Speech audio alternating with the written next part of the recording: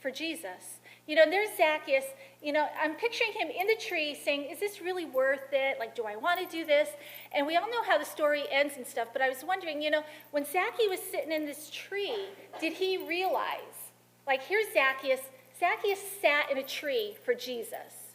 Did he realize that Jesus was going to be crucified on a tree for Zacchaeus? As Zacchaeus climbed that tree to see Jesus, did he realize that Jesus was going to hang on that cross for him? As Zacchaeus sat up in that tree and sweat from the sun, did he realize that Jesus was going to bleed on a tree for him? And then as Zacchaeus sitting on that tree getting tired for Jesus, did he realize that Jesus was going to end up dying on a tree for him? Like, what is it worth it? You know what? Yes, you're darn right it was worth climbing that tree just to get a glimpse of Jesus. So as he's sitting up there in that tree, Jesus comes along, Zacchaeus doesn't say anything, but Jesus looks up, calls Zacchaeus out by his name. Like, just calls him out by name. Zacchaeus doesn't say anything. Aren't you so glad today that you worship and we have a God that knows us by name? Like, we serve a God big enough for this world, but intimately enough where he knows your name. He knows every hair on your head. He knows your exact need. He knows where you need to be. But the secret of this whole game, repositioning yourself. Climb that tree. For Zacchaeus to climb that tree, it had to be pretty uncomfortable. Like, that had to be something really out of the ordinary for Zacchaeus to do that. Like, he would never, in an ordinary day or anything, do anything for anybody else but himself. But, his season started to change. He started feeling something. That curiosity got to him, and then he got up in that tree, and just a mere glimpse of Jesus, his heart changed in an instant like that. And that's all it takes. Week after week, like I said, we sit here and we're afraid to change. We're afraid to reposition ourselves. And you know what? You have these people who, maybe it's just me, but you have these people who blame God for every situation. They get stuck in their previous season and they're like, I'm just stuck. I can't move forward. Well, maybe you have to reposition yourself. Maybe you have to just make a little turn, or let's look at God in a different light. Today, everything going on in Florida and Orlando. Let me tell you what, today is not the day to get comfortable. Today is not the day just to sit around. Today is the day to reposition ourselves, and let's get a little bit uncomfortable. I'm going to go into one last really quick story about getting uncomfortable. Change is really hard.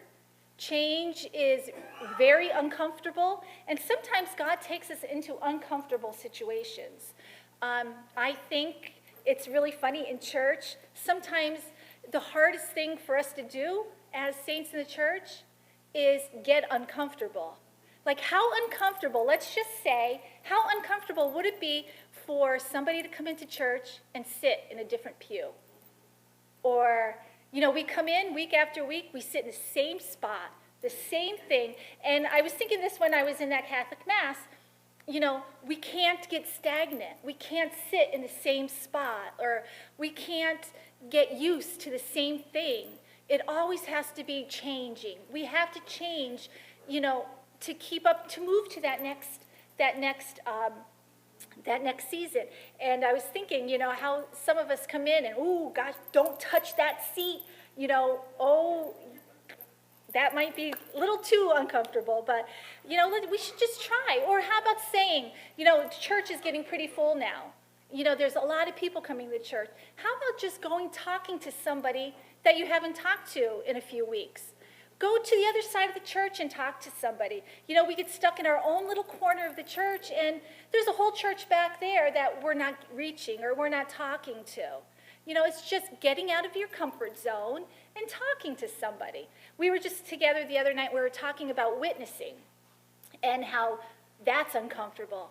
That really brings people out of their comfort zone, being able to walk up to somebody and talking to somebody. I remember my dad, he was the best one. He used to carry tracts on him all the time. I don't know, does everybody know what tracts are? He used to carry them on him constantly. Everywhere we would go, there's constantly that man had a tract on him. But, it's all about getting out of that comfort zone. Getting out of that comfort zone and moving on. I'm going to go into one last story. Sam's not moving his glasses yet, so I could go on. One last story about getting uncomfortable. We're going to turn to John 4.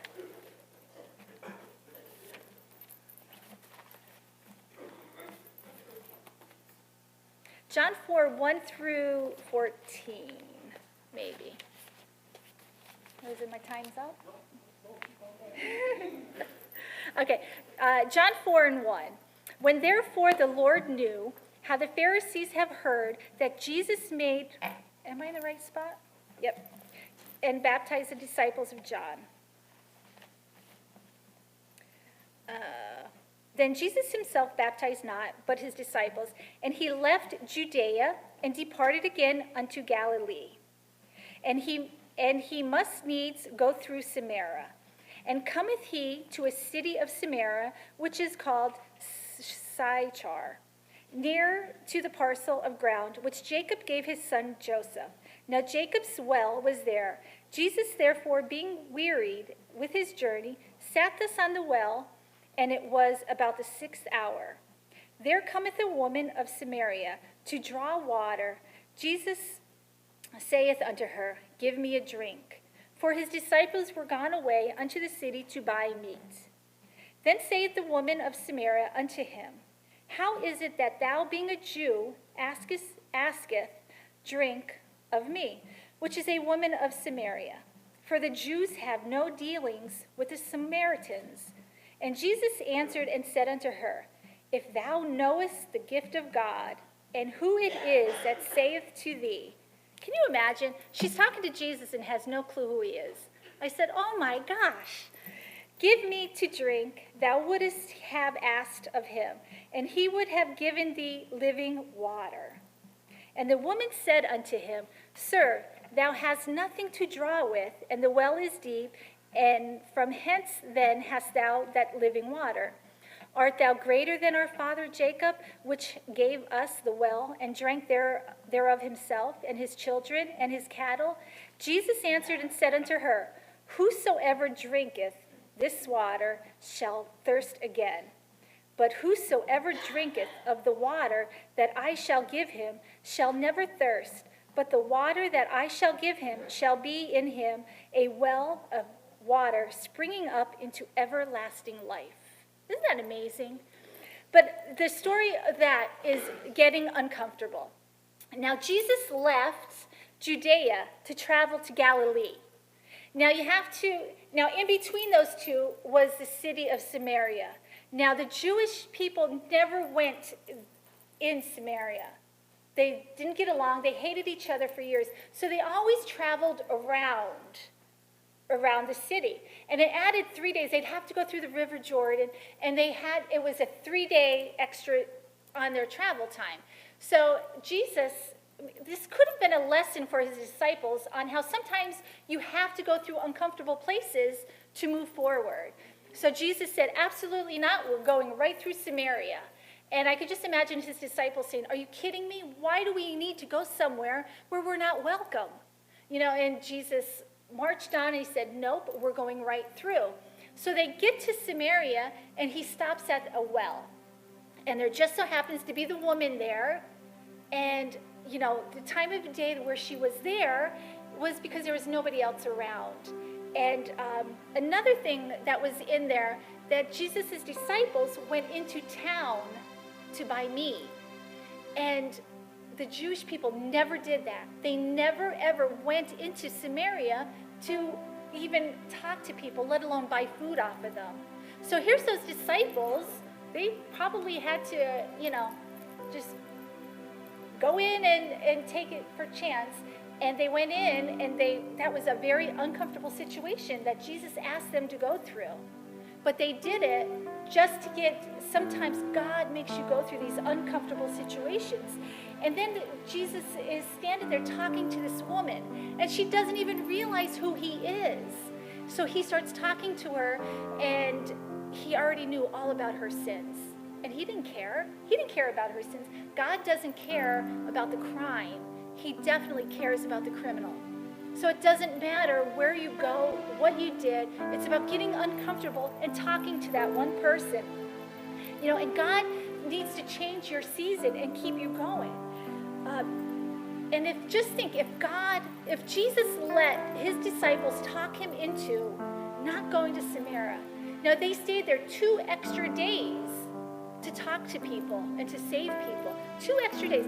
What if those disciples said, absolutely no way, we're not going through that way, we're going around, we'll take the 3 extra days. Look at the people. That woman at the well could probably never been saved. Just by going out of their comfort zone, going somewhere different, look at the people that got saved there. So it's all about doing that uncomfortable thing. It's all about going out of your way and just being nice, just talking to somebody and changing your season. Just changing your season. One little thing, I think the secret to all this is if you really want to change your season, you really want to get into it, you know what you do? Grab somebody, you lock arms with somebody. If you want to be more of a prayer warrior, find that prayer warrior here, lock arms with them. Make that your best friend until you become that prayer warrior. If you want to prophesy, you lock arms with somebody that prophesies. You want to talk about getting out of your comfort zone. When Sam and I went to that marriage retreat, oh my gosh, talk about getting out of your comfort zone. Sam and I were the only ones there that was not a bishop or a pastor. We were the only ones there. Let me tell you what, I was really scared at first. I'm like, what are you doing? I wanted to hide out in our room and not leave. But once we got in there, let me tell you what, I got to talk to every single pastor, every single bishop, and the stuff that I took out of there because I chose to come out of my comfort zone. I chose to reposition myself and go up to these people. They had stuff that I wanted to know about, and I wasn't leaving there until I hit every single person. And that's what we need to do. We have to climb into that tree like Zacchaeus. Climb in that tree and just reposition yourself. Don't be afraid of change. Let that change happen. Do not get stuck in your previous season because, like I said, you're going to get so busy. Life goes on, whether we like it or not, and we could miss all these great blessings that God's given us. And I'll never forget, and I'm going to close now, I'll never forget a message that Brother Phil taught that, God is calling on you, and if you don't take it, he's going to move on to somebody else. Like, if you're not going to do God's work, believe me, God is going to move on and find somebody that is willing. Don't miss out on that. Don't miss out on that, that job that he has for you. Seasons are changing, and embrace it. Everything changes, like I said, except for God, except for the Word. And that's it. I hope everybody got something. So God bless everyone. I'll turn it over to Phil.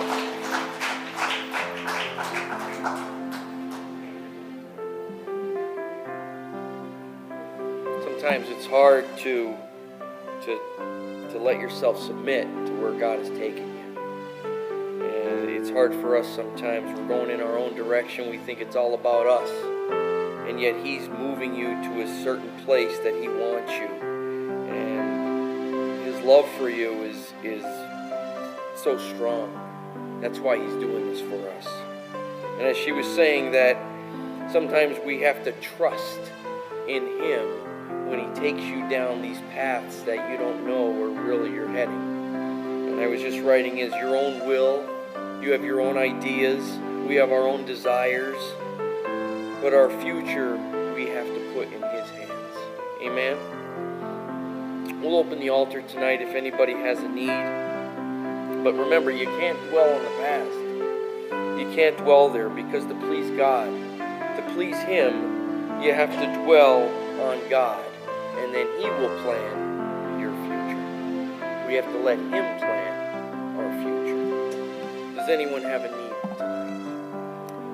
Let's all stand at this time. Yes, we could all stand.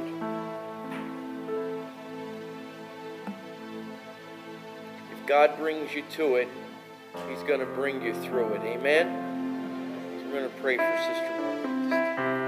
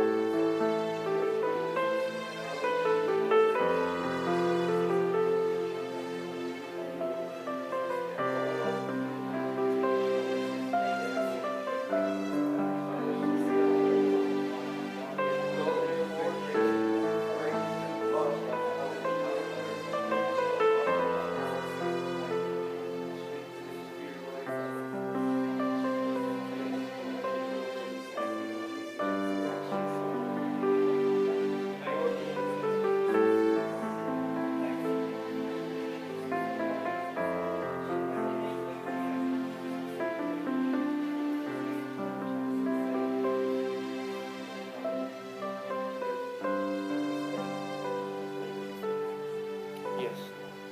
Hallelujah. Come out Sunday morning expecting from the Lord, and all the saints said, Amen.